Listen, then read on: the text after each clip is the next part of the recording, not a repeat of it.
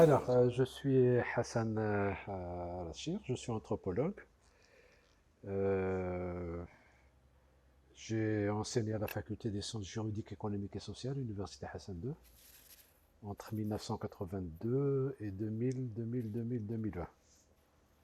Et j'enseigne ici, dans cette faculté, depuis 2014-2015. Alors, anthropologue, je ne connais pas vos intérêts parce qu'il faut calibrer l'exposé selon les intérêts. D'accord? Vous faites du terrain? Vous comptez faire du terrain? Vous? Alors, j'ai fait du terrain. Un peu de terrain. Donc, Très bien, et vous? pas du tout. Pas du tout. Vous comptez faire du terrain?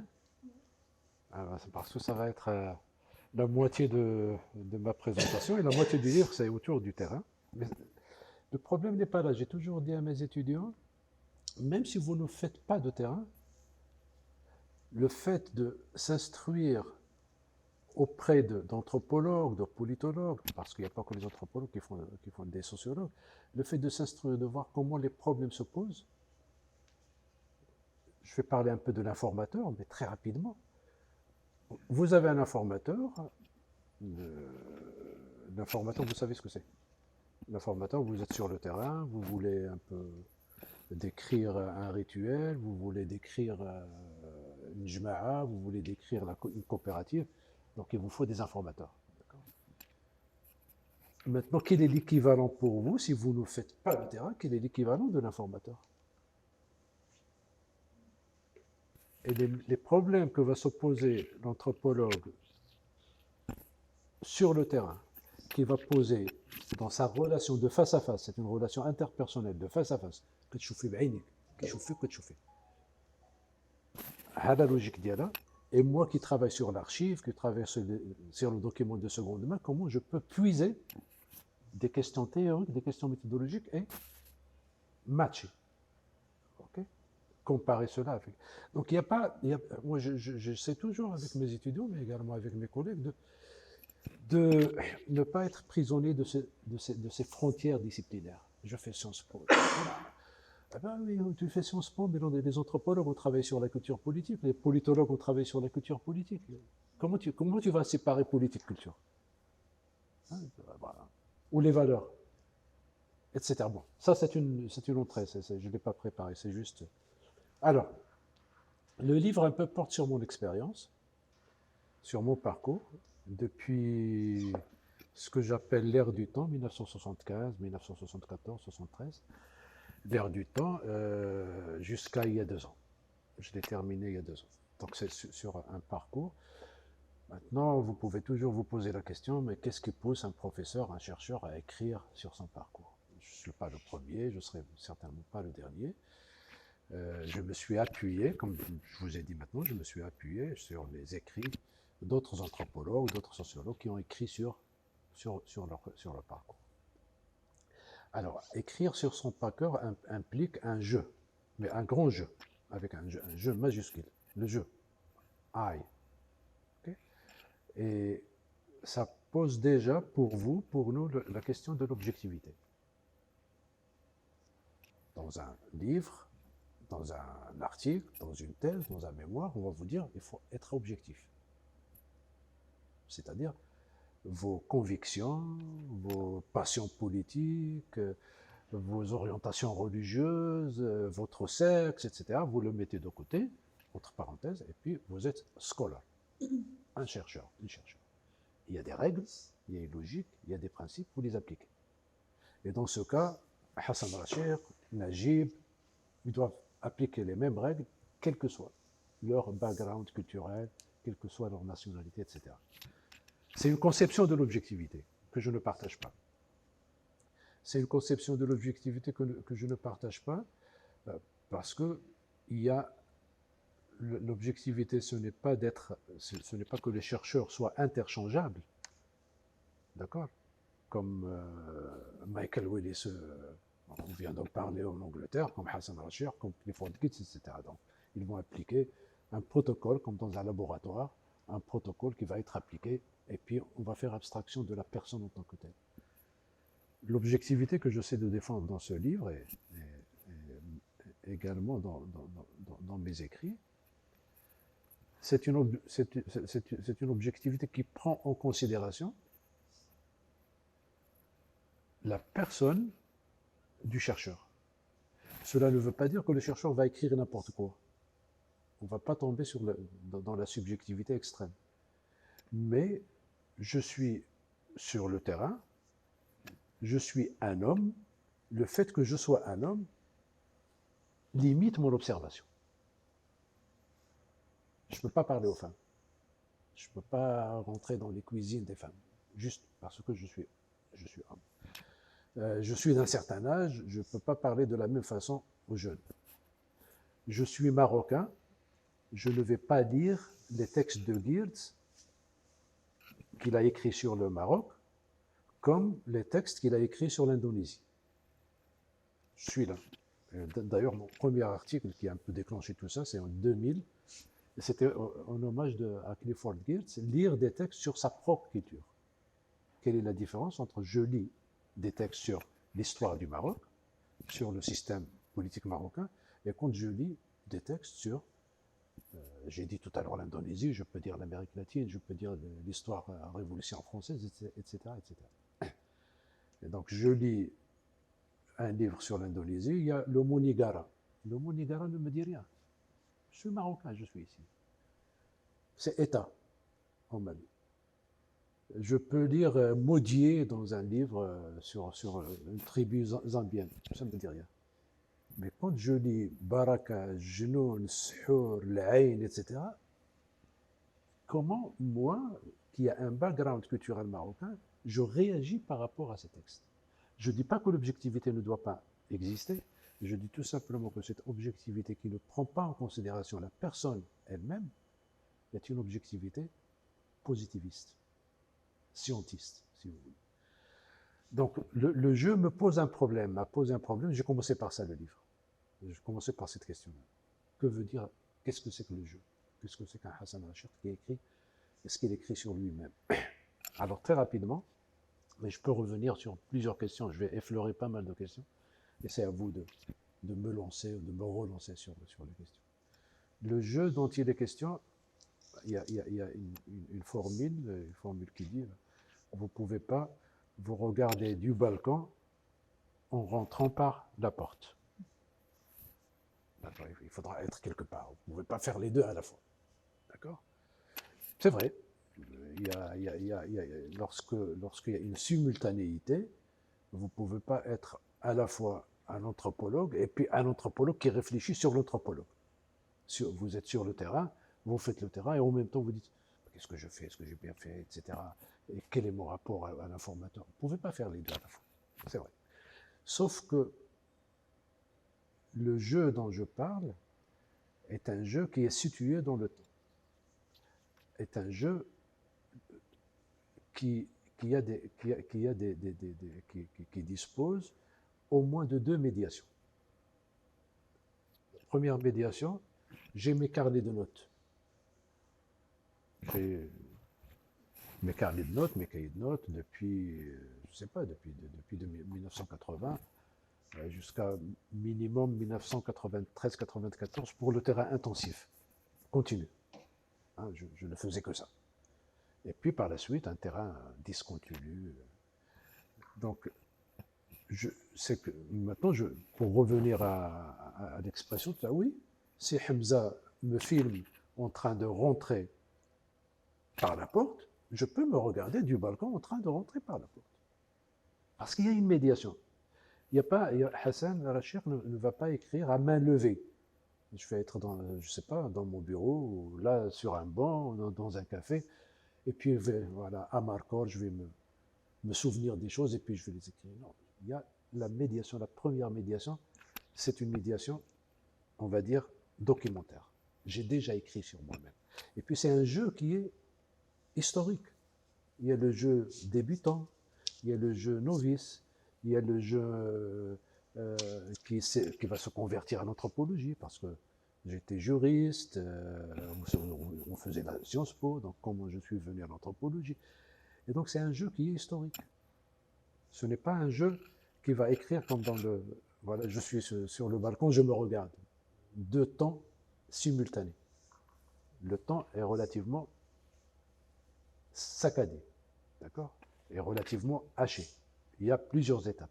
Le jeu n'est pas un seul jeu, parce que le piège, c'est de croire qu'il y a un jeu désincarné, atemporel, hors du temps. Alors que le jeu dont je parle, c'est un jeu, voilà, 1975, où est-ce que j'étais, comment je suis venu à la science politique, comment je suis venu au terrain, comment j'ai fait le terrain, comment je suis sorti du terrain, etc. Donc voilà un peu pour le jeu.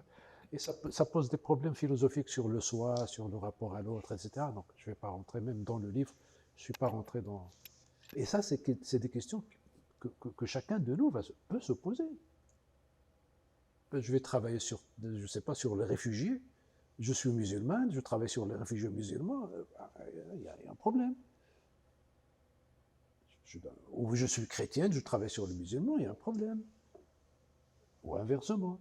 Et donc le statut, le fait de prendre en considération le chercheur et de ne pas le réduire à un jeu abstrait, et de prendre en considération ses orientations religieuses, ça ne veut pas dire que les orientations religieuses vont absolument être des contraintes. Ça peut être également des ressources, et je parle des deux. Ma marocanité en tant que ressource, mais marocanité également en tant que contrainte. Ça m'empêche de voir des choses, et ainsi de suite. Donc je pense pour le jeu, c'est suffisant. Il y a un jeu également. Ça aurait été un peu un livre sur l'expérience personnelle de Hassan Rachid. Moi-même, je serais ennuyeux par me relire. La question n'est pas là. Donc il y a d'abord, c'est un jeu qui est intégré dans un contexte académique, dans un contexte institutionnel. Il y a l'Institut vétérinaire Hassan II avec Paul Pascon, avec Abdullah Hammoudi, il y a notre faculté avec Mohamed Touzi et Mohamed Mehdi, il y a des institutions, etc. Donc il y a déjà un réseau de relations sociales. Donc Hassan Rachid n'est pas seul, n'est pas solitaire, ce n'est pas un jeu solitaire, c'est un jeu qui est en interaction avec son environnement. Et comme mes collègues et amis ont lu le livre, donc bien sûr ça fait un peu l'histoire de l'anthropologie au Maroc, un aspect, un bout de l'histoire de l'anthropologie au Maroc.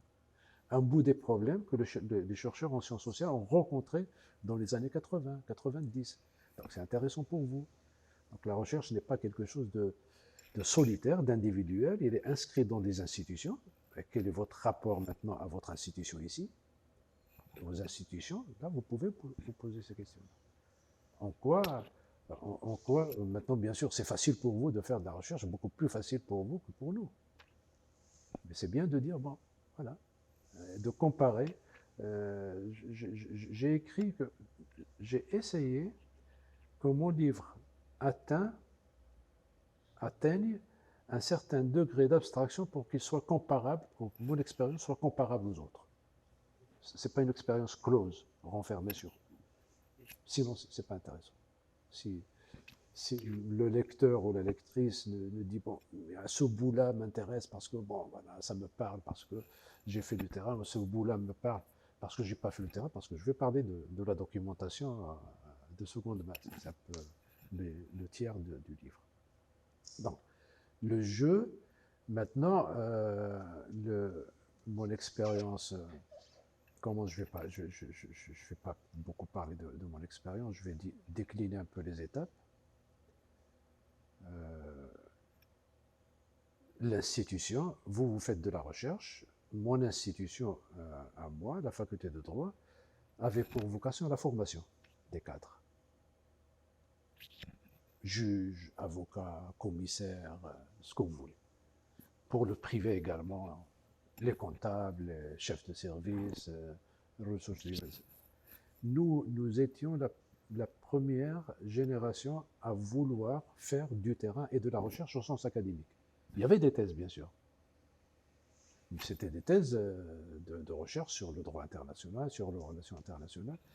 Et donc, déjà, la morale de la chose, c'est que je ne suis pas prisonnier de mon environnement institutionnel. J'ai une marge de manœuvre. Moi, je me bats toujours pour que les étudiants aient une marge de manœuvre par rapport à l'institution, par rapport au système. Et donc ne pas, comme ça, croiser les bras lorsqu'il y a un obstacle. Et dire, oh, bah, c'est les institutions, c'est le baroque, c'est la recherche, etc., etc. Il y a toujours une marge de manœuvre, on peut toujours contourner un système dans le bon sens du terme, hein. C'est pas tricher, dans le bon sens du terme. Donc voilà, je suis venu, je décris un peu comment je suis venu à la sociologie, comment j'ai quitté un peu le droit et la science politique au sens à la française, au sens vraiment traditionnel, où il n'y a que le droit public. Il y a très peu, il n'y avait même pas une matière qui s'appelait science politique pour nous. Vous avez encore la chance d'avoir une matière qui est libellée sciences politiques. Et une filière qui est libellée sciences politiques. La filière était libellée sciences politiques. J'ai une licence et une thèse ex-S sciences politiques, mais le contenu, c'est le droit public, le droit privé. Donc j'ai décrit un peu comment j'ai fait le terrain, comment je ne savais même pas s'il fallait préparer le terrain. Donc, c'était apprendre sur le tas. C'était, comme je dis, swim or die. Il y a pas, tu es sur le terrain, soit tu nages, soit tu sink. Tu te noies. Et donc, là également, c'est intéressant de voir comment on est arrivé dans notre environnement, également institutionnel, comment on est arrivé, c'est une histoire à faire,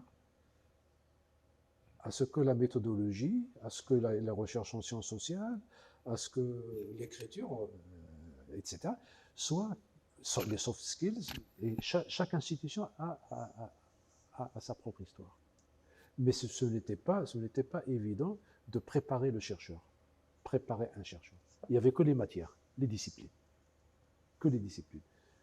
Méthode des sciences sociales, bon, peut-être au niveau du 3e cycle, on appelait ça 3e cycle master, on l'a fait. Donc je parle un peu de mes itinéraires, dans mon itinéraire. Depuis 1982, le 80, c'était mon premier terrain, jusqu'à mon dernier terrain. Je ne vais pas vous ennuyer avec du détail, mais l'essentiel est que pour chaque étape, pour chaque terrain, je le décris jour par jour. Le jour 6, le jour 7, le jour 8, le jour 9, et puis une autre mission 6, le jour 1, le jour 2, le jour 3, etc. Je n'ai retenu que ce qui est pertinent sur le plan théorique méthodologique. Par exemple, j'ai dit tout à l'heure, je suis homme. Si j'écris sur un village, l'objectivité telle que je la comprends, c'est de dire j'ai parlé uniquement avec des hommes, ce que j'ai écrit, ce que je propose, voilà, il a une limite. Et ça, c'est important pour vous. Voilà la documentation à laquelle j'ai eu accès. Et donc, ce que je vais dire sur l'institution X ou Y, la coopérative, voilà les limites. C'est ça l'objectivité. Ce n'est pas de dire, voilà, je n'existe pas, et puis bon, ce que je vous dis, il est objectif. Non, j'existe. D'accord ? Et je m'inscris dans le processus de recherche, et je dis quelles sont mes ressources. Ah, je suis un homme, donc voilà, très bien, je peux parler en nomade. Vous êtes une femme, vous ne pouvez pas parler en nomade. Vous pouvez travailler avec les femmes nomades, mais pas avec les hommes nomades. Je parle des années 80. Et donc, que font les anthropologues lorsqu'ils ne peuvent pas parler aux femmes? Et moi, j'étais obligé, parce qu'il y a un rituel sur lequel j'ai travaillé qui est accompli par des femmes. Je ne peux pas fermer les yeux. Il est accompli par des femmes, il faudra un anthropologue, l'anthropologie. Il y a le point de vue de l'acteur.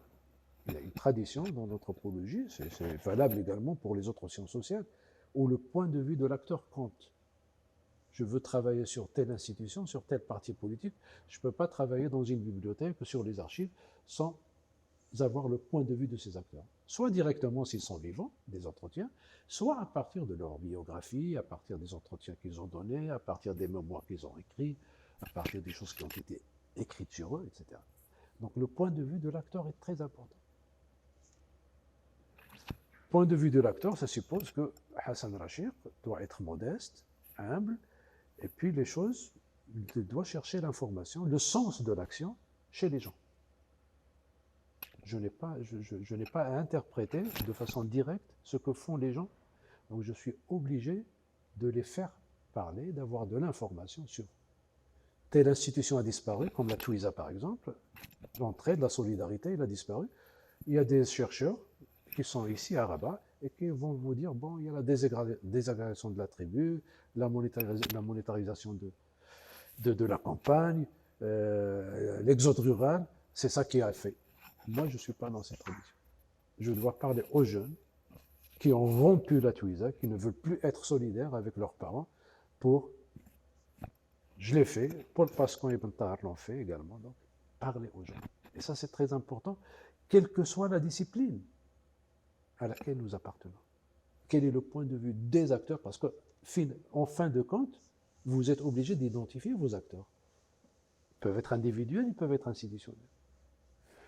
Si l'objectivité positiviste vous impose de dire, bon, ben, les acteurs n'ont rien à dire, moi je peux les décrire de façon objective et de l'extérieur, libre à vous, et on respecte cela, mais moi je partais à une tradition où je dois parler aux gens, d'accord? Ou si je vais dans l'esprit du terrain, je vais en parler dans la seconde partie de cet exposé. Si je ne peux pas leur parler, si je fais de l'histoire, j'ai travaillé sur le Daïr d'Iberber en 1930, bon, ils étaient pratiquement tous morts. Il y a d'autres manières de prendre en considération le point de vue de l'acteur. D'accord? From the actor's point of view. C'est un papier assez célèbre de Clifford Gibbs, mais même avant, il y avait quelqu'un comme Edward Westermarck, j'en parle dans un autre livre, Le Proche et le Lointain, qui défendait Edward Westermarck, un Finnois qui a travaillé sur le Maroc entre 1909 et 1926, de façon discontinue. Mais il a passé 7 ans au total au Maroc. Et il vous dit, moi je suis obligé d'appliquer ce principe-là. Il le disait d'une autre manière, à l'époque, lorsque les gens manipulent des œufs dans des cérémonies de mariage.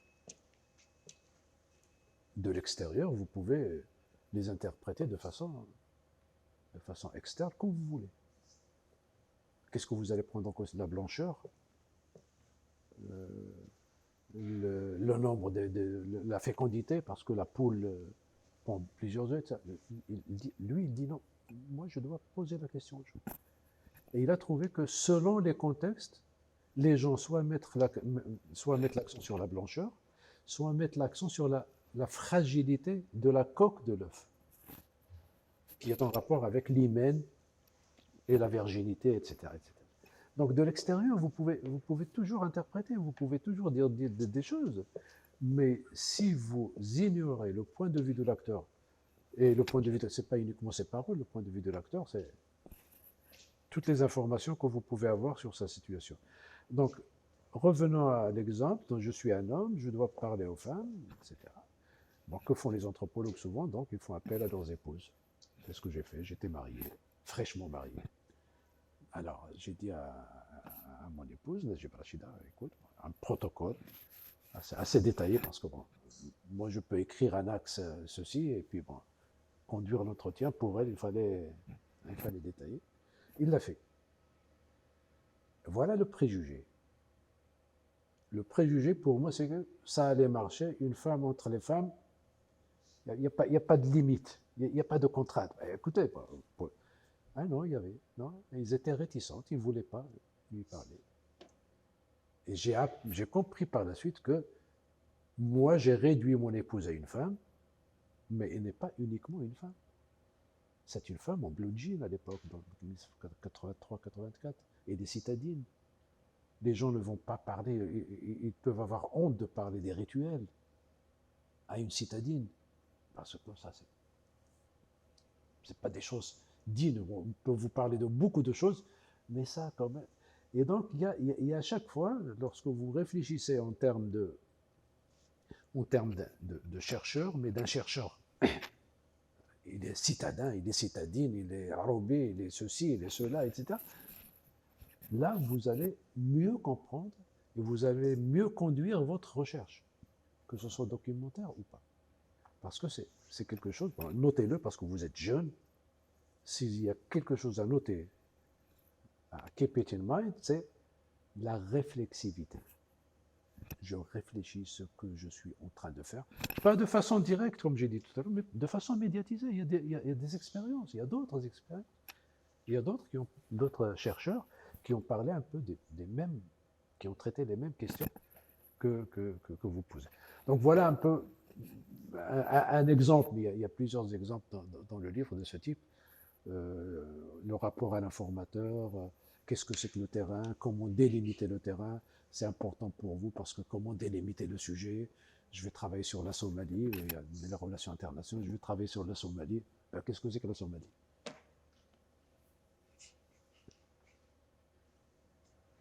Quel est ton terrain? Même si vous ne faites pas le terrain, quelles sont les limites spatio-temporelles de votre sujet? Même vous restez ici et vous travaillez sur, je ne sais pas, sur le coup d'État dans un pays africain ou latino-américain. Vous restez ici. Vous êtes obligé de dire, bon, est-ce que mon objet c'est uniquement le Ghana? Est-ce que mon objet c'est 3 ou 4 pays qui sont en rapport avec le Ghana? Est-ce que mon objet c'est le Ghana plus les États-Unis parce que les États-Unis ont fait ceci? Donc moi j'ai fait ça de façon spatiale. Vous pouvez le faire de façon théorique. Quels sont les acteurs qui sont impliqués? Et donc vous n'allez plus dire je travaille sur le coup de Ghana, le coup d'État du Ghana, mais le coup du cas du Ghana dans ses rapports avec tels États, dans son rapport avec telles institutions, dans son rapport avec telles, etc., etc. Donc voilà un peu pour la première partie où je raconte un peu mon terrain, je raconte un peu l'histoire de mon premier livre, de ma thèse de doctorat, Sacré et Sacrifice, 1983-1986. Je raconte également l'histoire de mon livre, le Sultan des autres, 1986-1989. Et puis le troisième livre, c'est sur les nomades, 1989, le terrain 1989-1992, mais il a été publié très tardivement en 2000. Donc je raconte les trois livres les trois livres qui sont le fruit de mes travaux de terrain, avec toutes les questions que j'ai dit tout à l'heure, théoriques, etc., etc., etc. Bien. Et puis j'ai consacré, mais je ne vais pas en parler, mais je le dis très rapidement, j'ai consacré 2 chapitres à la comparaison entre le chercheur et le consultant. Parce que j'étais amené également à être consultant. Et à apprendre également la consultation sur le tas. Donc à chaque fois, moi quand je regarde un peu mon parcours, c'est un parcours saccadé. À chaque fois, il y a une porte qui s'ouvre, je la prends. Et puis bon, est-ce que tu sais nager? Non, non, mais je peux barboter quand même. Je peux rester en vie. Allez, consultation, j'ai appris également sur le tas. Donc, et là, c'est très important parce qu'à un moment de l'histoire d'un pays, on ne peut plus apprendre sur le tas. Avec Mohamed Touzi, nous avons essayé de préparer, c'était 2000, avant même qu'il soit directeur à l'EGE, 2002-2003, un projet pour former des consultants juniors. Parce qu'il y avait des consultants juniors, nos anciens étudiants, surtout une étudiante,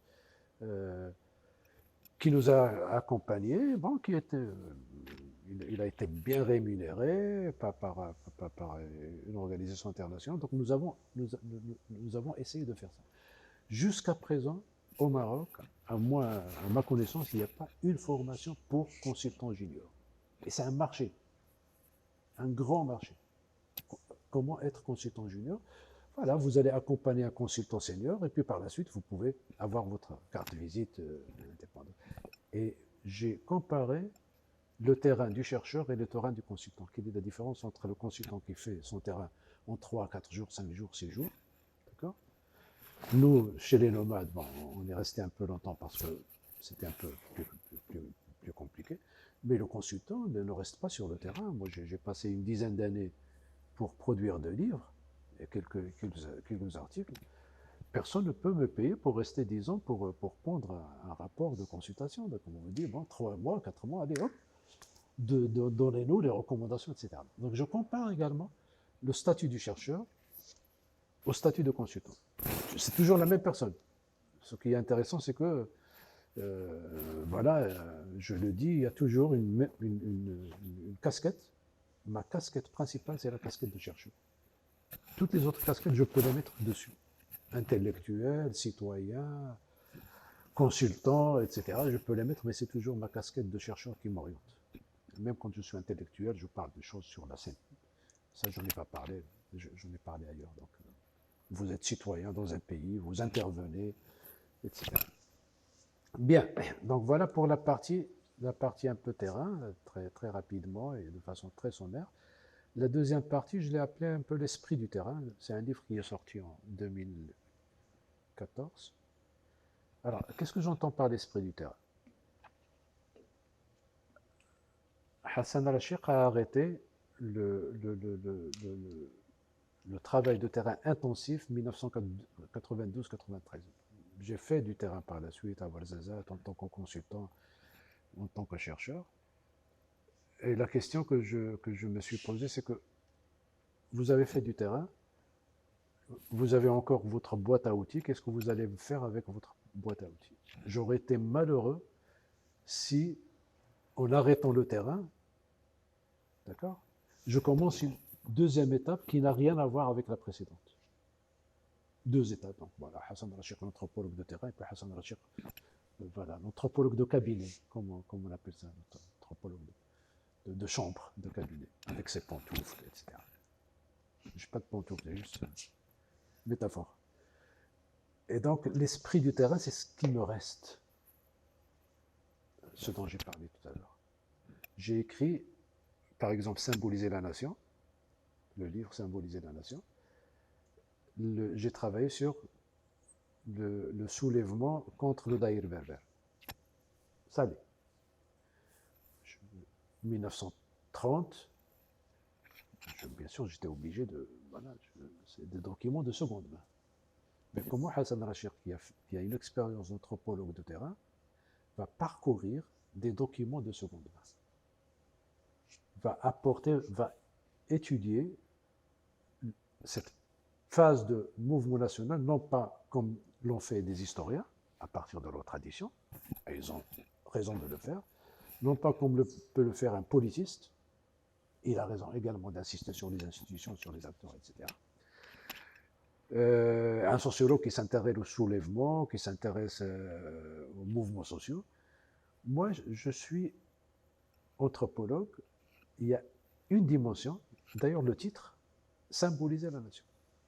Vous travaillez sur quelques aspects, moi je suis anthropologue, je suis un peu plus sensible, je prétends être un peu plus sensible au rituel, parce que j'ai beaucoup travaillé au rituel, au sacré et au symbole.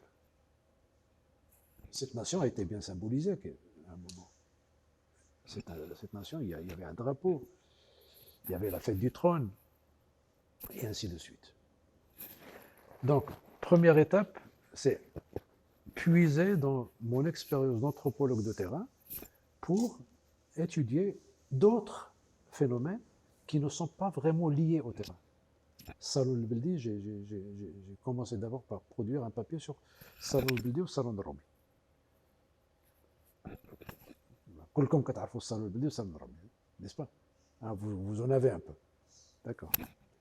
Alors, moi, le vernaculaire, l'une des forces de la tradition anthropologique, c'est que les mots sont des entrées, des accès vers la culture, qu'elle soit politique, qu'elle soit commune, ordinaire, etc. Les mots. Quand un nationaliste des Cheb, dans les années 30, moi je suis sensible à ça. Peut-être qu'un politiste à la traditionnelle, je dis bien, il va dire le peuple, il va traduire Cheb, pas le peuple, il va passer. Les mots, pour les anthropologues, c'est des entrées, il n'y a pas que les mots, mais c'est des entrées vers les cultures. Donc, que veut dire Beldi, que veut dire Rumi? Quand est-ce que les Marocains ont commencé à classer les objets en Rumi et Beldi? الصالون البلدي الصالون الرومي, اللباس البلدي اللباس الرومي, etc. البيض البلدي, الزيت البلديه, etc. etc. À quel moment? Bon, je ne vais pas parler de ça, mais bon, si vous me poussez, j'en parle. Mais c'est juste pour vous dire que mon expérience d'anthropologue, à chaque fois, j'entretenais la flamme. Je ne laissais pas la flamme s'éteindre, donc à chaque fois, j'essaie d'appliquer ce que j'ai appris sur le terrain, ce que j'ai appris en tant qu'anthropologue, pas uniquement sur le terrain, mais en tant que lecteur, j'essaie de l'appliquer sur d'autres thèmes qui sont en rapport, bien sûr, avec l'anthropologie, mais sans faire du terrain. Je reviendrai à symboliser la nation, mais je signale juste un livre, Anthropologie des plus proches. Anthropologie des plus proches, c'est mes parents. C'est ma mère et mon père. Depuis que je faisais le terrain, je parlais à ma mère et mon père, surtout à ma mère. 1983, je suis berbère, elle est berbère. Enfin, je suis berbère, elle est berbère, donc je suis berbère. Et je lui parlais. Donc, vous faites ceci, vous faites cela, j'ai observé ceci, est-ce que vous faites cela, etc. Et donc, il m'a accompagné. Je l'ai écrit déjà dans mon premier livre, publié en 1990. Et donc, à un moment, j'ai vu qu'il y a de la matière. Il y a beaucoup de matière et on a beaucoup parlé. Je prenais des notes. Et à un moment, j'ai dit, bon, que le livre soit publié ou pas, je m'en fous. Donc, au moins, transcrire, parce que c'est une génération. Et là, c'est ma sensibilité d'anthropologue. Lorsqu'on me parle, le passage de la génération de mon père à ma génération, c'est un grand bouleversement. Je dois au moins le décrire. Je dois au moins décrire quel est ce passage d'une génération, voilà, comment il a vécu. D'accord. Je n'ai pas parlé de moi-même, parce que j'ai arrêté, le livre s'est arrêté au moment où j'ai commencé à me souvenir de mes parents. Donc, lorsque j'avais 3 ans, j'ai arrêté, pour ne pas mélanger les gens. Donc voilà une autre sensibilité. Est-ce que la question que je me suis posée, est-ce qu'en parlant avec ses parents, on fait du terrain ou pas? Est-ce qu'on peut faire du terrain dans une maison où on a grandi? Voilà des questions de ce type. Je reviens à symboliser la nation parce que c'est plus intéressant et le public peut être beaucoup plus... Lorsque je décrivais, j'étais sensible aux témoignages des gens. Et vous pouvez comprendre un anthropologue. Voilà Abou Bakr al-Qadiri, comment il a raconté le processus du soulèvement. Comment Hajji, Abdelrahman Hajji l'a décrit. Comment Ahmed Ma'nino l'a décrit, etc. Je ne l'ai pas fait dans ce livre, mais je l'ai fait plus tard. Belhassan al-Wazdani, comment il l'a décrit dans ses livres à Fès. Et là, ils décrivent. Nous avons fait ceci, nous avons parlé à cela, nous étions à Nadi al-Islami, Nadi al-Adab al-Islami. Et moi, à chaque fois je creuse, c'est un espace, Nadi al-Islami. 1928, 1929, il y avait déjà un club littéraire à Salé.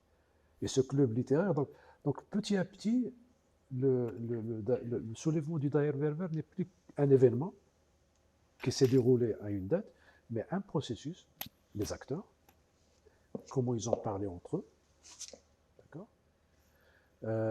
Sbehi, qui était un lauréat des langues donc l'Institut des langues orientales, qui avait une trentaine d'années, donc plus âgé. Les autres, c'était 20 ans, Boubou Qadri 16 ans, c'était vraiment Shabab al-Watani. Le mot Shabab al-Watani avait un sens à l'époque. C'est lui qui a, parce qu'il était traducteur, il travaillait dans l'administration coloniale, et c'est lui le premier à avoir l'information qu'il y a quelque chose qui se trame contre le Maroc. Un anthropologue, il salive quand il trouve des informations de ce type. Vraiment, il salive. Hein, il salive parce qu'il y a déjà un acteur. Cet acteur, la position de l'acteur est très importante. Comment il va défendre? Parce que lui, il va dire c'est une atteinte au territoire, le Torab. C'est une atteinte. Et les autres disent bon, écoutez, Torab, etc. On ne peut pas mobiliser les gens avec des notions abstraites comme le Torab. La religion, c'est une atteinte à la religion. C'est mieux. On peut mobiliser les gens avec. Et moi, c'est ce genre de discussion, ce genre où il y a de l'hésitation. On ne sait pas. Il y a encore un débat. Moi, je préfère décrire ce débat, ces hésitations, et comment on a penché vers, que de dire Latif, ils ont lu Latif, et puis escamoter ce débat-là. Escamoter le fait que quelqu'un voulait, il était minoritaire, quelqu'un voulait au moins, disons, défendre des motivations séculières, pas religieuses. Ce n'est qu'après que Latif, etc. Donc voilà un peu ce type. Ils se sont rencontrés à la plage, c'est important pour moi. Donc,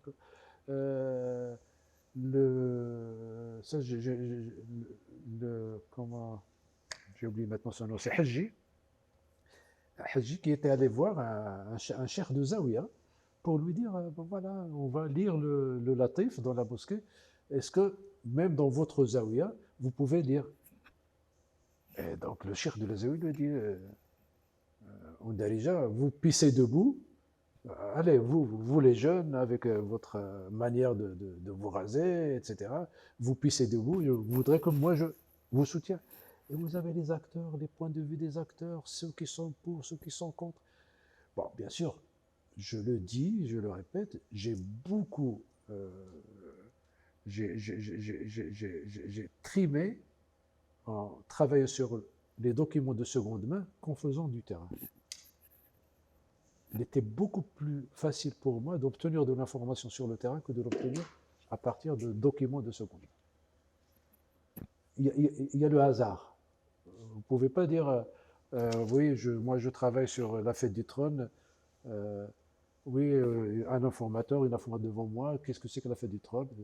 Rien. La fête du trône 1930, il fallait prier, aller, voilà, être très patient, lire la documentation déjà connue et puis lire la documentation en arabe. C'est là où je suis tombé sur ces témoignages.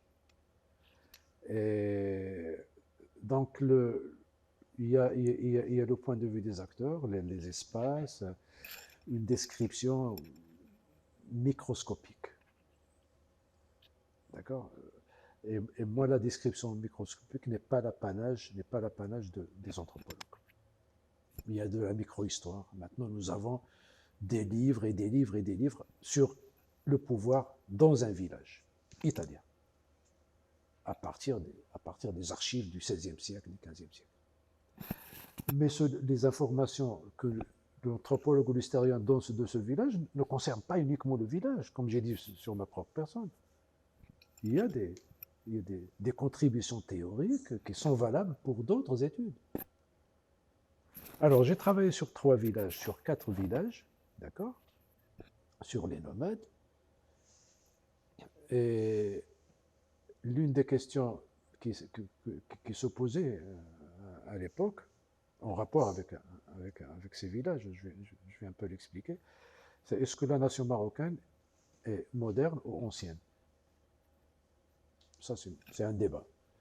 Vous pouvez trouver chez les nationalistes qui ont écrit la nation marocaine est ancienne, c'est pas comme les jeunes États-nations africains, etc., etc. Et donc, ce qui m'a sauvé, sincèrement, ce qui m'a sauvé, c'est que j'étais témoin de la création de l'émergence d'un village, ou d'un hameau, plus précisément. J'ai travaillé sur 5 hameaux. Un hameau, c'est une petite agglomération de 15, 20 habitants, 25 maisons. Et un village, il peut regrouper 4 hameaux. Hamlet, pour revenir à notre Hamlet. C'est un Hamlet.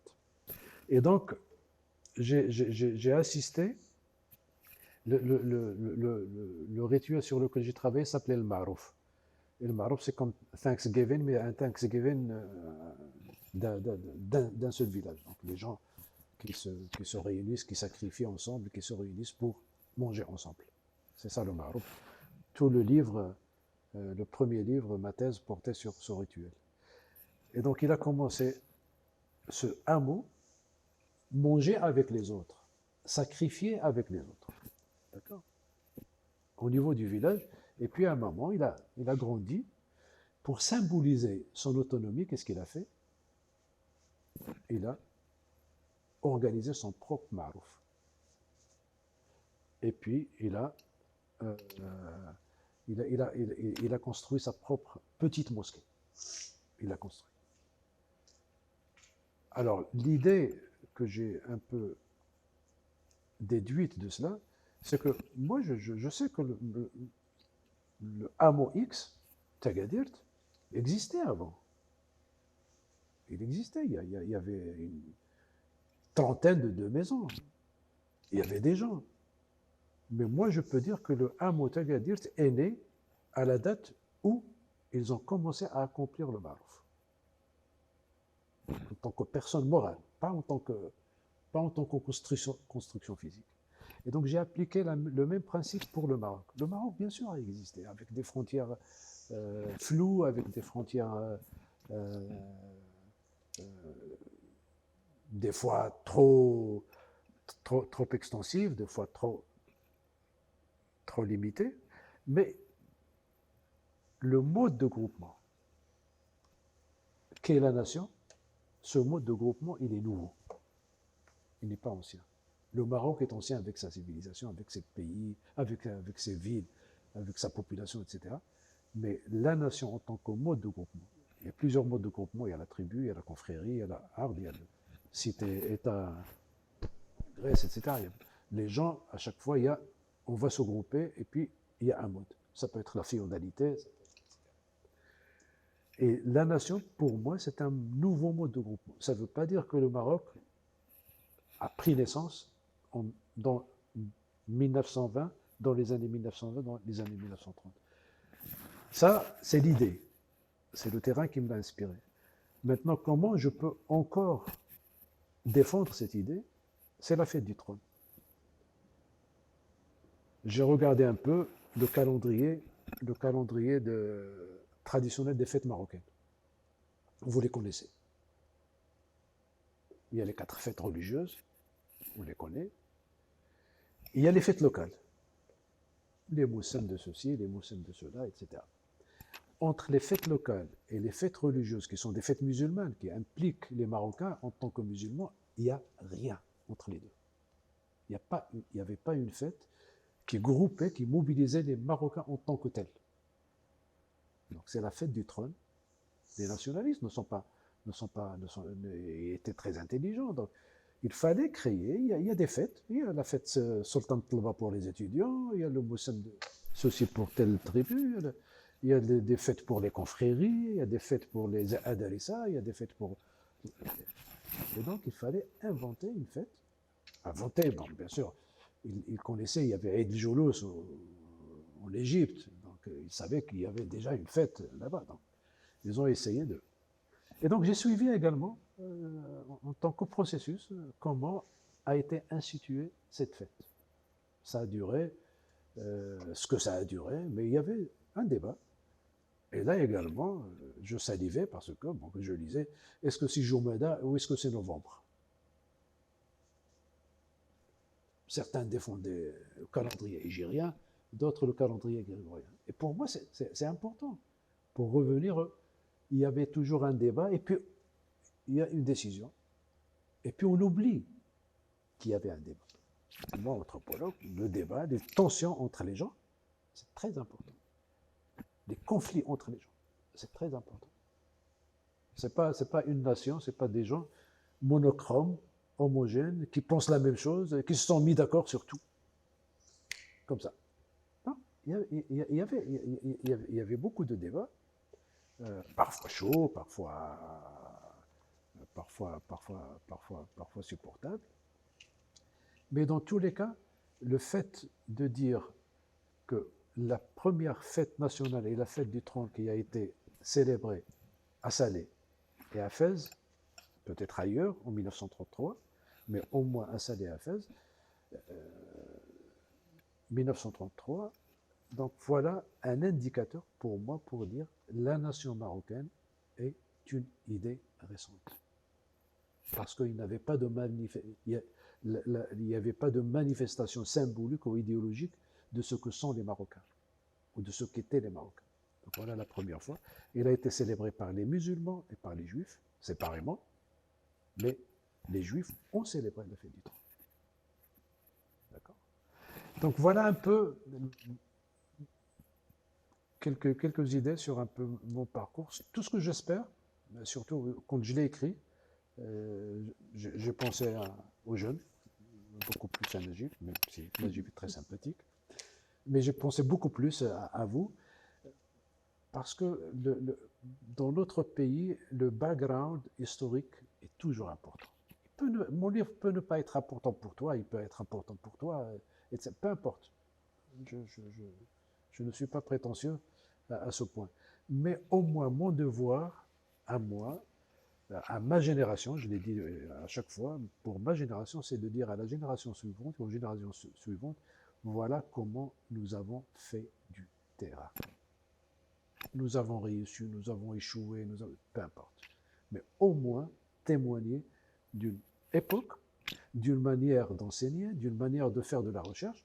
Et puis, bon, vous pouvez dire, bon, là, c'est vraiment dépassé, on va passer à une vitesse supérieure. Tant mieux. Tant mieux. Voilà, pas rapidement, je ne peux pas vous aider rapidement. Quand même.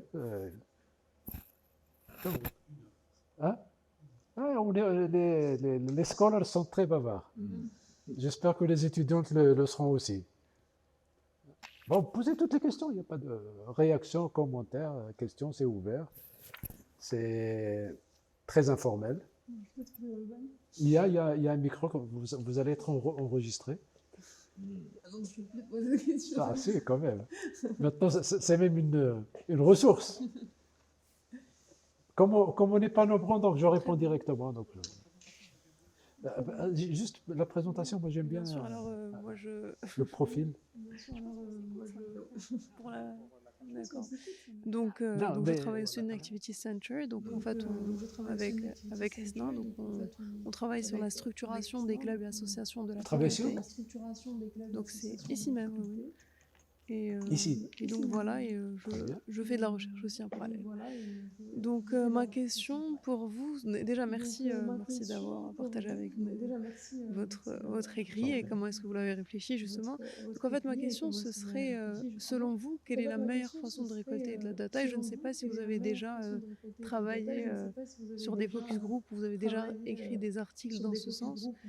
Est-ce que c'est plus simple ou est-ce que c'est plus complexe que les semi-directifs Voilà, c'est ça la réflexivité pour moi. Mais maintenant, c'est pas pour vous taquiner. Maintenant, quel est votre point de vue par rapport à ça? Non, non, je réponds et vous me dites votre point de vue. D'accord, donc j'attendrai pas de votre réponse. Voilà, je réponds pour faire mon job, mais j'aimerais bien également avoir votre point de vue. J'espère que je ne vais pas vous influencer. Vous n'êtes pas influençable. Alors, vous savez, le principe que j'essaie un peu d'expliciter lorsque il s'agit d'options, lorsque vous avez une palette, lorsque vous avez un buffet, lorsque vous avez 3, 4 manières de faire la chose, 4 manières de faire le terrain. Entretien individuel, focus groupe, observation directe, questionnaire, travail documentaire. Vous pouvez ajouter d'autres listes. Moi, voilà. Ce que les chercheurs font, c'est un peu ça. J'ai un peu fait j'ai un peu goûté aux cinq options, quoique vraiment c'est la description microscopique et l'observation directe que j'ai privilégié. Je l'ai privilégié non pas par choix théorique. C'est comme si vous me dites, qu'est-ce que je choisis, le couteau ou la fourchette? Je vous dis, bon, je ne peux pas vous dire, est-ce que c'est le couteau ou la fourchette? Ça dépend. Si vous voulez couper, c'est le couteau. Si vous voulez piquer des choses, c'est la fourchette. Et donc, c'est à vous de dire quel est ça vient avec l'expérience, quelle est la technique appropriée à mes questions. Et si je fais ceci, qu'est-ce que je gagne? Et si je ne le fais pas, qu'est-ce que je perds? Et ça, on le fait par expérience. Quelle est la différence entre un entretien individuel et un entretien collectif? On l'appelle focus group, c'est pas grave. Moi, un entretien collectif me satisfait. Quand est-ce que je peux faire un entretien individuel? Et quel est l'intérêt pour moi de le faire? Quelles sont les motivations pour le faire? Et inversement, la même question, je la pose pour focus group. Pour moi, les deux sont valables. Les deux sont valables, c'est comme le couteau et la fourchette. C'est à vous de dire, bon, lorsque je vais parler avec un informateur, et cet informateur, je sais qu'il a beaucoup de connaissances. C'est quelqu'un, c'est un connaisseur. D'accord? Je ne vais pas le mettre dans un focus group. Pourquoi je vais le mettre dans un focus group? Alors qu'un entretien avec lui d'1 heure ou de 3/4 d'heure, il va me décrire ce livre, il va me raconter le conflit dans son parti politique, il va me raconter, etc., etc., etc. Donc, voilà. Il y a un type d'informateur, un type d'interlocuteur que je dois avoir seul. Parce que soit il va me parler de sa propre expérience, soit parce que c'est un informateur qui n'est pas comme les autres. Ça, je l'ai appris sur le terrain. J'ai appris sur le terrain que les informateurs n'ont pas... Même, je travaille sur la connaissance commune. Je travaille sur la connaissance qui est partagée. Salon Beldi, Salon de Rami, tout le monde doit connaître en principe ce qu'est Salon Beldi, ce que c'est Salon de Rami. Je ne vais pas dire, voilà, il y a Hamza qui va connaître Salon Beldi mieux que votre prénom. Malak. Non. Maintenant, lorsque le focus group, nous l'avons utilisé, je l'ai utilisé avec d'autres collègues. Et ça, on travaillait sur les associations. Je ne me rappelle plus quelle était la thématique. Je ne me rappelle plus. Mais à l'époque, on voulait créer un débat autour. Vous voyez que les choses soient contradictoires. Je ne veux plus avoir affaire avec uniquement un interlocuteur qui va me dire ce qu'est ceci, ce qu'est cela, qu'est-ce qui se pose. Mais on veut créer du débat. L'information devient vraiment secondaire. Je ne suis pas en train de chercher de l'information. Il devient secondaire. L'essentiel, c'est le débat. Quels sont les enjeux? Et ça tombe bien pour votre sujet, parce qu'il y a plusieurs associations, etc. Donc, moi, il faudra mélanger les deux. Le couteau une fois, la fourchette une fois, le couteau et la fourchette parce que j'ai besoin des deux, et ainsi de suite. Donc, le ET, and, ou l'atf, c'est toujours mieux que ou. Oh. Or. D'accord? Est-ce que ceci ou cela? Cette manière de... Ça peut l'être, hein. Je ne l'exclus pas, ça peut être, non, pour cette question-là, il n'y a que le focus group. Je ne vais pas faire de... Et c'est mon flair, mon expérience qui va me le dire. Et pour ce type de... Il n'y a que l'individu. Donc, moi, j'ai toujours mélangé les deux. Lorsque nous avons travaillé sur les nomades, c'est pour la conduite du troupeau, bien sûr. Elle est là, pas elle, mais lui, il a un troupeau de 400 brebis. Donc, je vais lui poser des questions. Voilà, les 400 brebis, quand est-ce que tu achètes, quand est-ce que tu vends, quand est-ce que tu vas au sourd, pourquoi tu les sépares, pourquoi ceci, etc. Bon, je vais lui parler parce que... Mais pour la coopérative, la création de coopérative qui est proche un peu de votre... On a parlé avec tout le monde, parce que la coopérative, c'est pas un enjeu individuel. C'est que pensez-vous de la création des coopératives? Est-ce que la créer au niveau de la tribu est beaucoup plus important? Est-ce que ben, y a un débat. Et donc c'est à vous de flairer, mais bon, les techniques ne sont pas non plus. Alors Malak, tu as votre réponse ou ta réponse? En fait, moi aussi, j'aurais dit que ça dépend justement du contexte. Valeur d'un papier qui serait rédigé uniquement sur la base de focus group. C'est-à-dire que j'en ai vu certains, mais effectivement, je pense que c'est une histoire d'intuition où je ne suis pas satisfaite par les articles qui sont écrits. Oui, non, je ne suis pas satisfaite par les articles qui sont écrits uniquement par les... Mais pas parce que ça porte sur des focus par rapport group. aux informations récoltées à l'issue. par rapport aux informations récoltées à l'issue. Oui, moi je parle, j'ai parlé tout à l'heure, j'ai dit, bon, j'ai comparé dans le livre mon statut de consultant et mon statut de chercheur. Le statut de consultant, c'est le fast field work, soft field work. Donc, moi, lorsque je suis consultant, je ne me pose pas de grandes questions que se pose le chercheur. Ce n'est pas le moment, ce n'est pas le lieu. Et donc, je ramène mes questions, aux moyens dont je dispose. C'est tout. C'est juste se poser des questions auxquelles je ne peux répondre que par focus group. Et donc, être relativement, comment dire, être modeste. Bon, à un moment, l'UNICEF m'a dit, bon, on voudrait travailler sur la culture de l'hygiène. Je dis, si vous voulez travailler sur la culture de l'hygiène, il me faut beaucoup de temps. Je ne peux pas faire un focus group pour travailler sur la culture de l'hygiène. Je dois observer est-ce que les gens se lavent, est-ce qu'ils ne se lavent pas, je dois observer le hammam s'il existe, les ablutions, les enfants, les ablutions, ceci, etc. Je dois observer la petite mosquée, ça c'est le rural, hein. C'est culture de l'hygiène au monde rural. Donc voilà, je peux pas répondre à ça à partir d'interviews, etc. Je dois observer. Et donc si je dois observer, ça veut dire un fieldwork prolongé. Et ça veut dire qu'il faut me donner beaucoup plus d'argent. On est payé au jour, on n'est pas payé. Et donc, moi je lui dis, bon, voilà ce qu'on peut faire. Et donc, à chaque fois, voilà ce que je peux faire.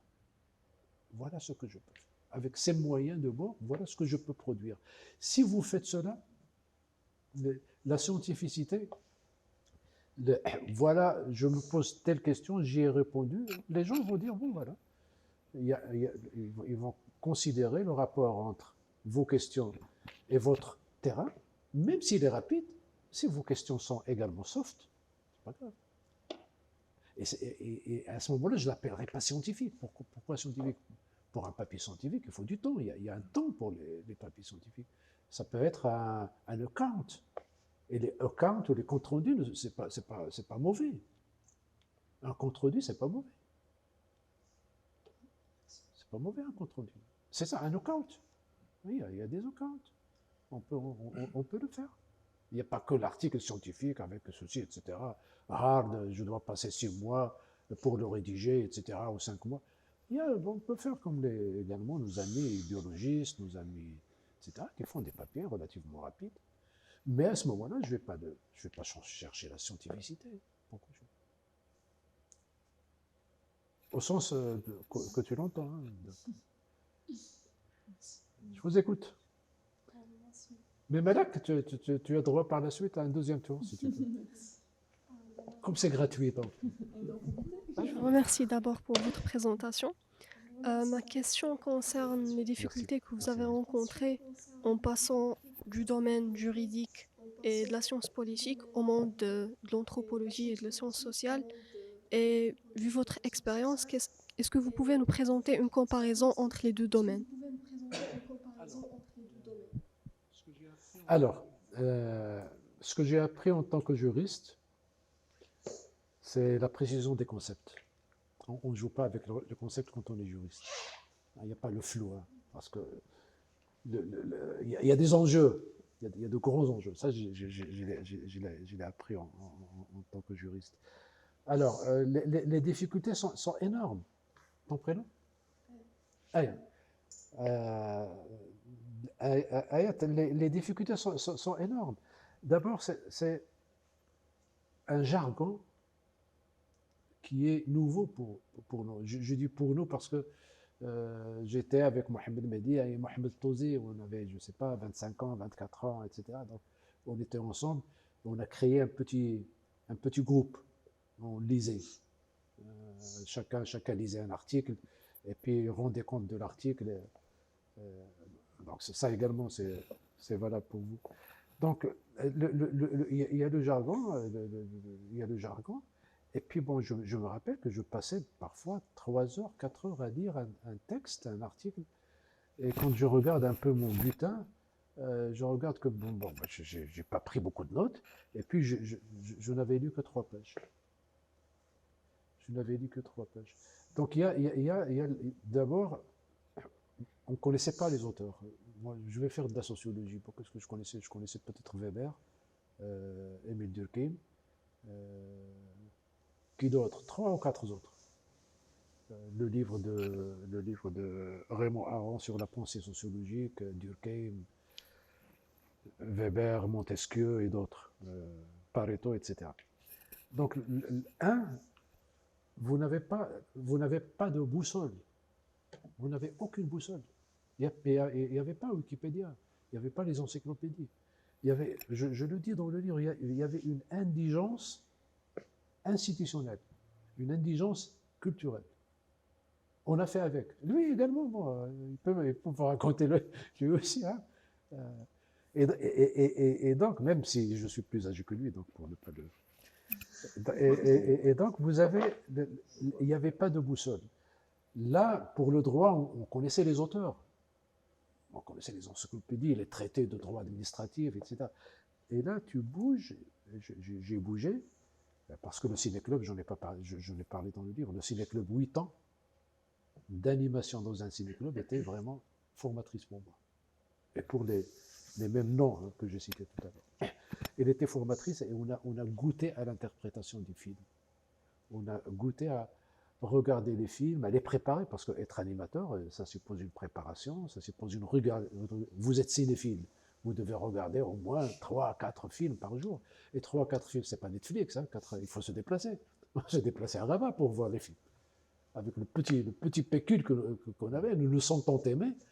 Moi, nous l'avons vu à Rabat. On s'est déplacé à Rabat pour le voir en groupe. Marignan. Hein? Cinéma Marignan. Là, l'autre, le cinéma un peu... Colisée. Non, l'autre qui est dédié à la culture, etc. Ah, 7e art. 7e art. 7e art. Et donc, il n'y avait pas de boussole.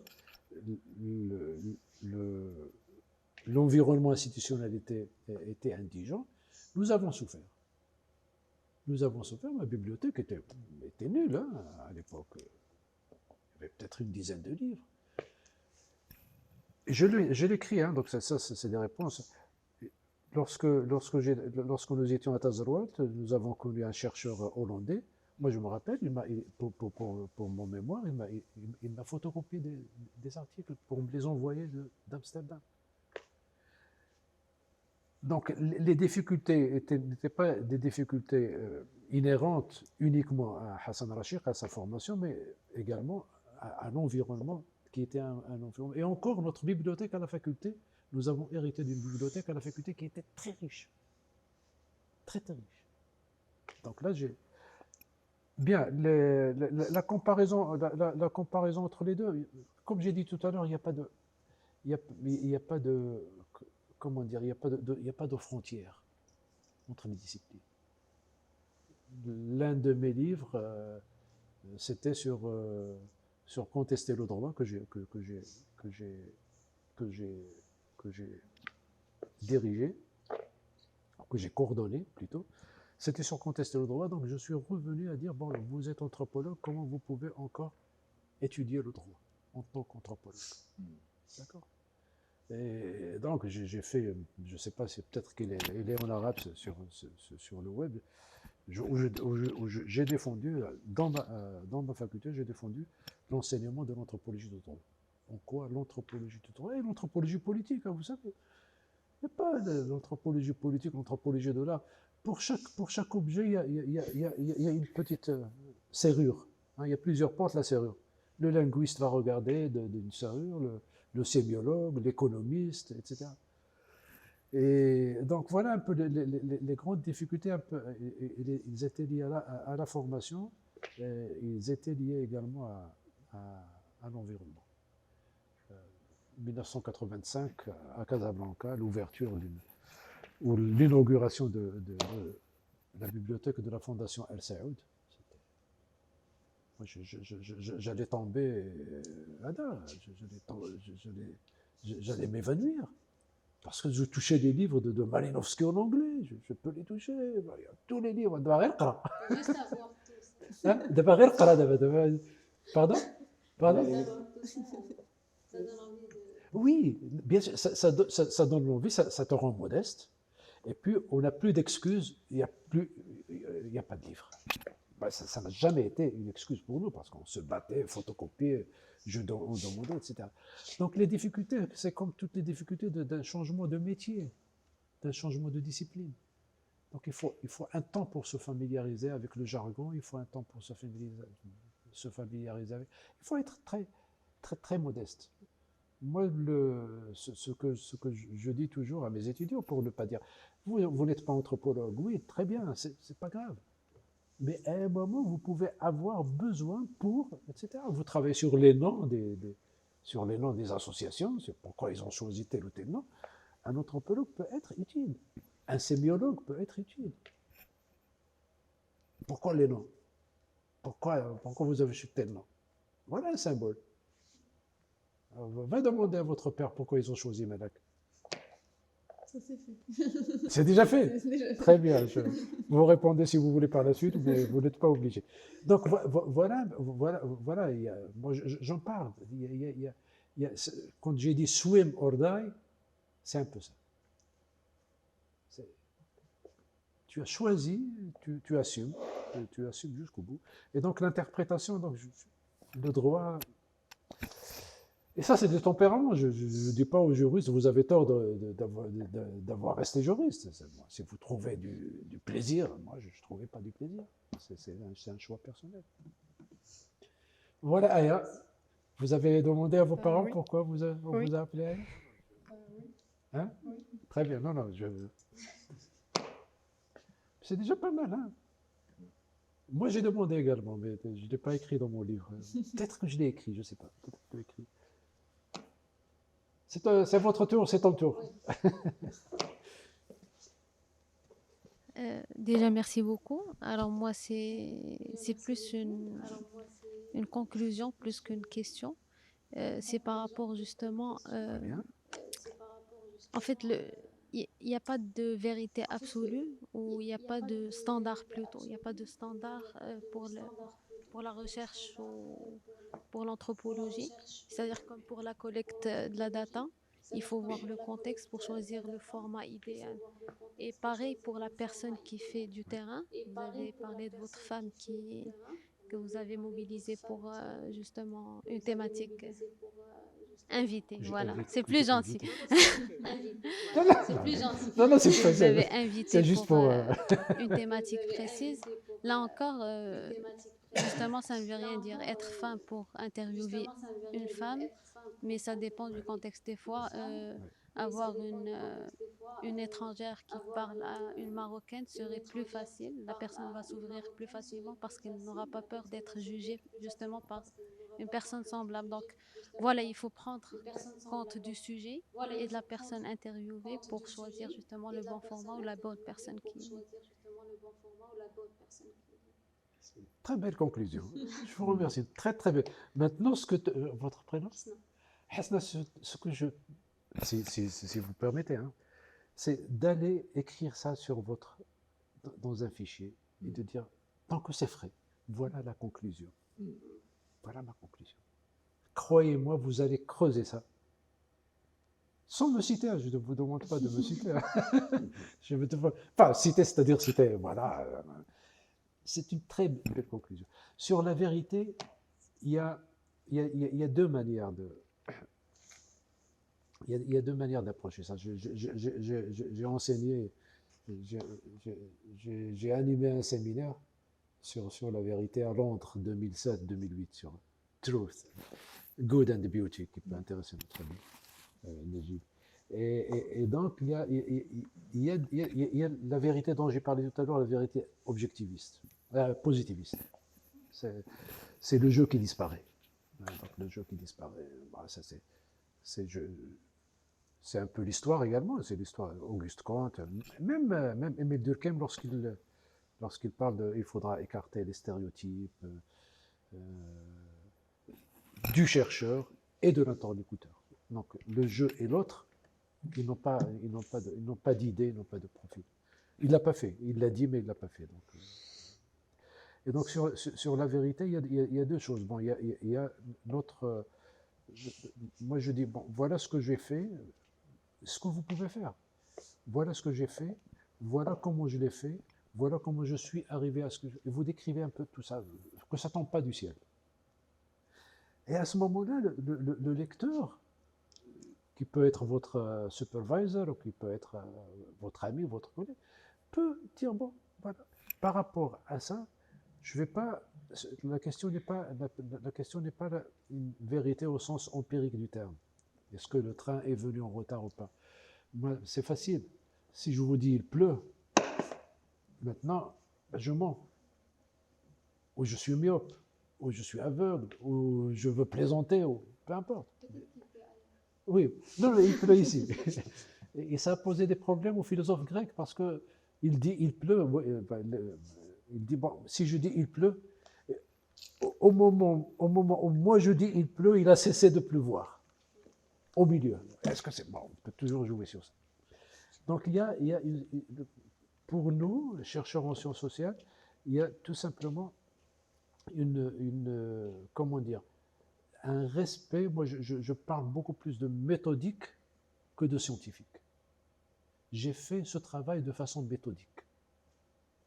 Et je connais mes étapes. Je peux les réfléchir. Je peux les défendre. Voilà à quoi je suis arrivé. L'autre chose, c'est la vérité de l'autre. Est-ce que lorsque les gens te disent « je crois en », et vous ne croyez pas en, qu'est-ce que vous allez faire? Vous n'êtes pas de gauche et les autres sont de gauche, vous êtes croyante et les autres sont agnostiques, vous êtes, etc., etc., etc. Et puis, vous ne croyez pas dans la voyance et les autres croient dans la voyance. Ils consultent même une voyante et vous voulez travailler sur la voyance. Qu'est-ce que vous allez faire?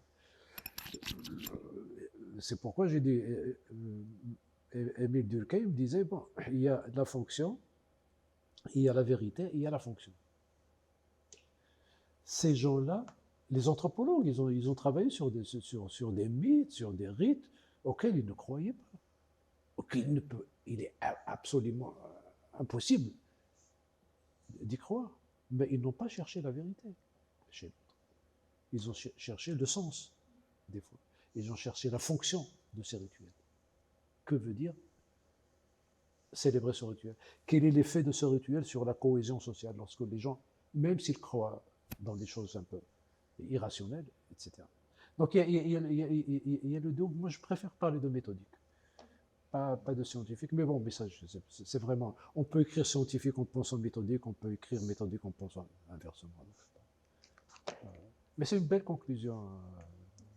Très belle conclusion, Hassan.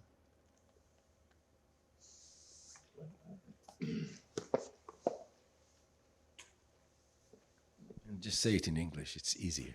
No problem. It's Ramadan, you know? No problem. Go ahead. I think there is, when you spoke about consulting and doing research. About who? Consulting. Consulting. Yeah. You spoke about the difference between a consultant and a researcher. Usually in consulting, there is an aspect of short-termism. Yeah. It's an order, and you have to complete it within a time frame. And most of the time, whoever is placing that order is not expecting the consultant to produce knowledge, let alone question it. Yeah. Sure. Because whatever knowledge that you may produce through a consulting process, that knowledge is going to be repackaged, you know, at an institutional level. Yeah. And I think that the example that you gave for the, I think was it UNICEF, you know, they wanted you to work on hygiene. You know, I think they have an agenda. Sure. So I think the scholar, who are you, is usually in a position to first question knowledge, even knowledge that is produced on themselves. You know? And I read your books that you know, and I know that you're not in a mindset of native anthropology, and of course, you're not in that kind of polarity. The second point that I noticed, and it's actually very interesting, is when you do anthropology, the first thing that you look at is how values that we assume come from above can actually emanate from below. So your example about the, Latif and about the Berber decree and the kind of dynamics it created is very interesting. And I'm glad that you mentioned Clifford Geertz because, that he really understood Indonesian society, in Java in particular, not by going to, if you like, the political science, but going to anthropology, and he could identify how values that Javanese people, or Balinese in particular, Balinese, because he worked on the Isle of Bali, how Balinese people embrace values, and those values, if you look for them, they are in the places where you least expect them, such as the cockfight. Ça m'a aidé, mais je ne l'ai pas débité. Il est là, il est en filigrane. Ceux qui savent, savent. Ceux qui ne savent pas, ils ne sont pas intéressés, donc ils sont intéressés par le résultat. Donc il faudra être très astucieux. On nous a demandé de travailler sur les structures sociales et la morphologie sociale. C'est eux, le Fonds international de développement agricole. Nous voulons connaître les structures sociales et la morphologie sociale des nomades. Alors pour nous, c'est vraiment c'est du pain béni, hein, parce que je n'ai fait que ça, j'ai enseigné que ça, etc.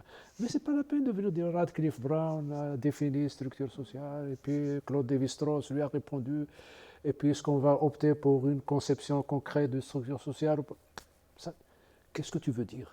Quel est le concept de structure que tu vas utiliser dans le rapport? Tu le dis en 3-4 mots et tu l'illustres. Pragmatic. Because it's about pragmatism. Je suis consultant. Je suis là pour les aider à dire voilà quelles sont les structures, voilà quelles sont les difficultés. L'une des difficultés, vous êtes la tribu Abroq. Abroq est là. Abroq est également là. Mais quand je dis là, c'est à 50 km. Et puis Abroq, il est là, à 60 km. Donc la même tribu, il est au moins dans une trentaine ou quarantaine de campements. C'est la logique nomade. Et à côté de Abroq, il y a Ait Hajar, dans le même campement. Pour un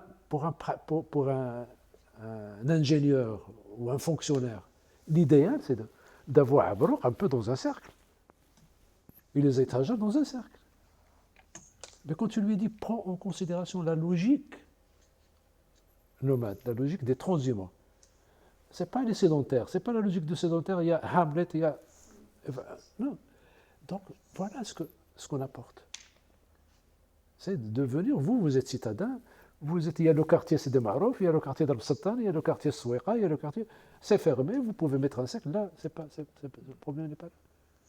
Le problème. Et donc ce type de question, la coopérative, il y a des tribus, est-ce que vous allez choisir la Mchicha, vous allez choisir 3 tribus, vous allez choisir moins 2, etc. Malak, elle est terrible. Non, je la connais, au bout de 2 heures, il est fait comme ça. Au bout de 2 heures, mais c'est pas grave. Donc pragmatique. Et le temps, c'est le temps également, on le négocie bien sûr. Mais c'est un temps, je suis conscient que c'est le temps du consultant. Short term. Et les nomades, c'est quand même, nous avons travaillé de 89 à 91, hein, donc c'était quand même, c'était pas short term. Mais par rapport aux questions, c'était short term. Voilà, je vous remercie, donc c'était agréable. Je remercie Abroq qui est derrière tout ça. Et donc je vous remercie tous et toutes d'être, bon, on n'est pas nombreux, mais à charge de revanche, donc on le refera et une autre fois. Merci beaucoup. Merci beaucoup.